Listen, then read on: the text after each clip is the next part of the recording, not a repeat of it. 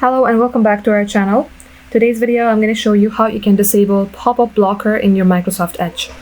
So for that, launch a browser, then we will have to access settings. Select three-dot icon, scroll all the way below, then select settings. Click settings, then from your left hand side, go for privacy, search and services. As you do that, you will see this site permissions here. Go ahead and click onto it. Now in here, select all permissions. As you do that, scroll below, select pop-ups and redirects. Now likewise, it says default behavior, blocked is recommended. Go ahead and turn it off, then you will be able to turn off the pop-up blocker. If you would like to make it toggled on, or if you would like to customize it, you can see this customized behaviors.